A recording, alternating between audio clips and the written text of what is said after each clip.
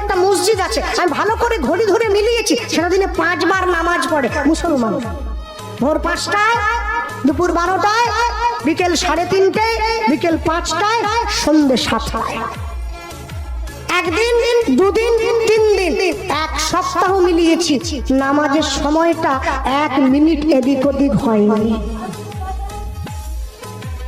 আপনাদের এই পুরো সবঙ্গে যদি বন্যা হয়ে যায়, তবু নামাজের সময়টা পরিবর্তন হবে না, ওটা ভোর 5টার নামাজটা 5টাতেই হবে। কিন্তু দুঃখ কি, নরঘাট ব্রিজটা ফেরোতে গেলে ডান দিকে একটা মুরগির দোকান আছে, ওই দোকানটার নাম হচ্ছে শ্রীকৃষ্ণ ব্রয়লার সেন্টার। গোটা 110, কাটা 220। আমার কষ্ট হয়, তোমার নাম নিয়ে মানুষ কসাইখানা খুলে ফেলেছে।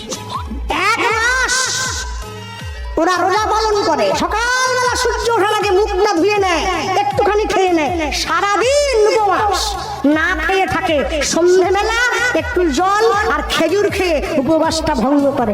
পরে কি খাবে সেটা বড় কথা নয়, 1 মাস তো পালন তো করে। আর আমার বাড়ির মা বোনেদেরকে বললে কি গো একাদশী করবে না, বলে না, এ বাচ্চা হবে না, পরের বাচ্চা হবে। আমি কি একাদশী? বাকিরা সবাই দোষী, সবাইকে নিয়ে মরবো।